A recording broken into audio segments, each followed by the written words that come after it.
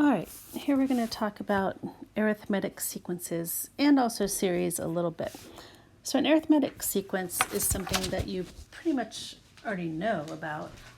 It's just a pattern, a list of numbers that follows a pattern, but the pattern has to be addition. All right, so it can also be subtraction, but remember that subtraction is just when you add a negative, so it kind of stands for both. So a sequence is just going to be a list of numbers that follow a pattern.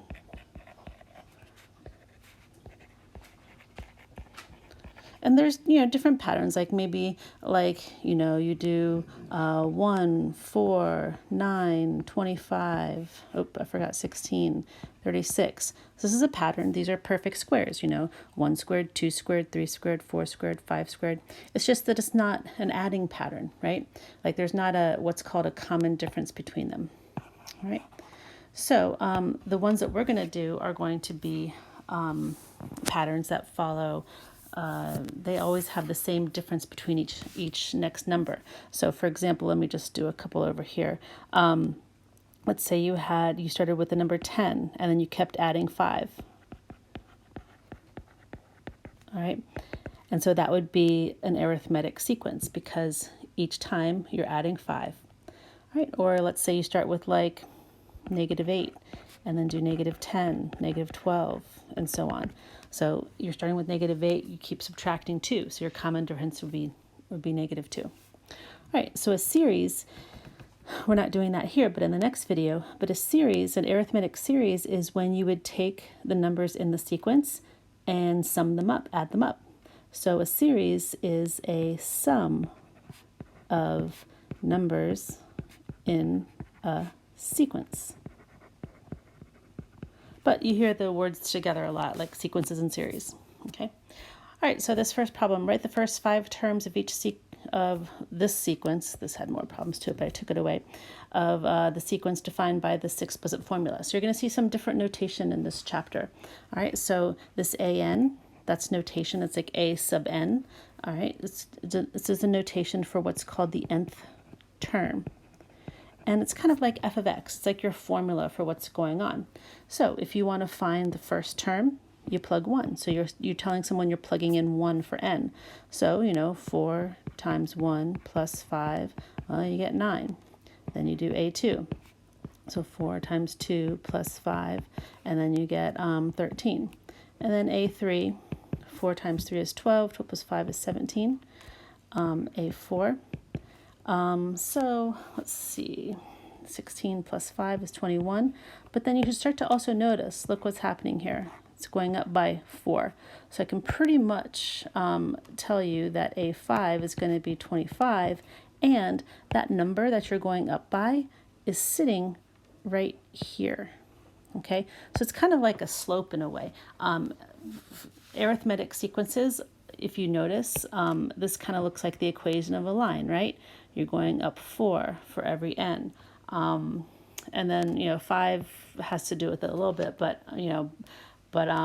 anyway, that number right there is basically going to be what's called your common difference.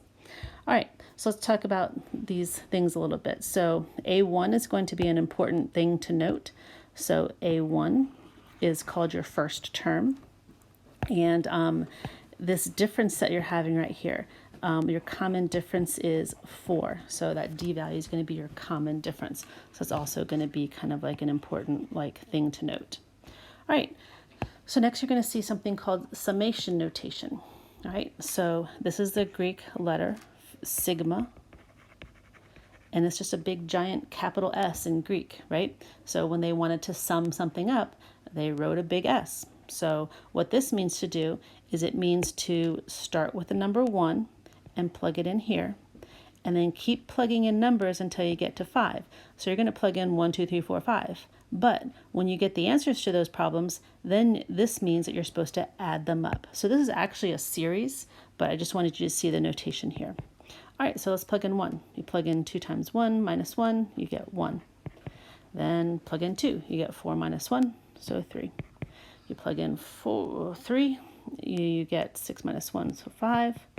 You plug in 4, So you get 8 minus 1 is 7, and you plug in 5 finally, and you get 10 minus 1, so 9. So you can kind of see that it is the odd numbers, they differ by 2. So if you add these up, you get 25. Okay, so that right there is a series, and it's a way of seeing that. You can put this in your calculator and so forth, but this one was small enough to do.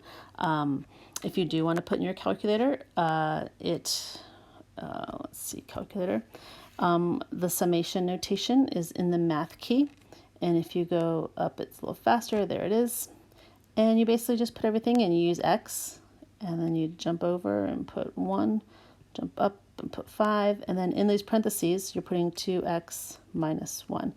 And you're just using X's because they're easy to type. And there you go. All right. So let's talk about an arithmetic sequence. So if you have a list of numbers or a list of numbers that follows a pattern, you're going to want to be able to find a formula for that pattern. So when you have arithmetic sequences, you're going to have to know these things. You're going to have to know A1, which is your first term. And you're going to have to know D, which is the common difference. Right. And then basically what you're going to be doing is you're going to try to find a formula that looks like this, an arithmetic sequence formula. So this is that formula. So AN equals A1 plus N minus 1 times D. Okay. All right. So remember that D is multiplied, so that D is going to multiply through here. The N is going to stay because it's going to be part of our formula, and we're going to leave AN there too. All right. So we're going to write a rule here for the nth term of this sequence. So I do notice that it's going down by 6 every time. So I'm going to note that the first term is 50, and my D value is -6 because it's decreasing. Okay, so here we go. So AN equals, I'm going to plug in A1 as 50, plus, remember I leave N minus 1, and then multiplying by -6. So if I put a -6 here, just like kind of like put it there like it's written there, it's kind of weird because it looks like it might be mistaken for subtraction of 6. So I'm going to put parentheses around it to really know that I'm trying to multiply. All right, so let's clean this up because we don't want to leave it like ugly like this. So 50 stays. That becomes -6n plus 6. So you have -6n plus 56, and that is my nth term. So the beauty of this is that anytime you want to find a number in the pattern, like I want to find the 20th number right now, all I have to literally do is plug in 20. I'm telling you I'm plugging in 20. So -6 times 20 plus 56. And so you can also, if you're desperate, you can just keep subtracting 6 and just keep going on and on and on. But, you probably lose track of where you are. So it looks like I get -120 plus 56. So -120 plus 56, I think that's 64. Let me make sure. -120 plus 56. Yes, -64 is my 20th term. And stop and make sure it makes sense. Oh yeah, negative answer. I kept going down by 6, so this was going to turn negative. Okay. All right. Last thing, an arithmetic mean. So an arithmetic means are just the terms between any two non-consecutive arithmetic sequences. So for instance, if you look here, between 10 and -18. So here's 10 and here's -18. So this question is saying how many equally spaced numbers are there between 10 and -18 in this list of numbers? Well, there's 3. Okay, because you see what's happening here is this pattern is it's going down by 7, down by 7, down, down, down by 7. And there's 3 equally spaced numbers between there. Okay, so how do you find arithmetic means? So let's go ahead and do that. So basically, if you want to draw it out, it kind of helps you out a little bit. You got 8, and it says insert 3 arithmetic means. So I got 1, 2, 3, and then 14. So it kind of helps you like piece out what's going on here. You're starting with 8, and you are adding, right, because it's arithmetic, it says, you're adding a term or adding a common difference 1, 2, 3, 4 times. So you're making 4 equal jumps of whatever number you don't know. So 4 common differences, and you are getting to the number 14. So it's just like a simple little thing that you probably would be able to figure out on your own anyway. But anyway, let's go ahead and solve this. So take away 8 from both sides. I get 6.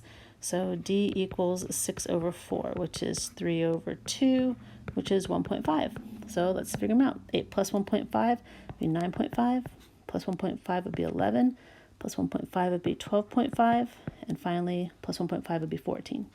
So we did it. Make yourself a little equation and solve it to find your common difference. And that is it. Bye-bye.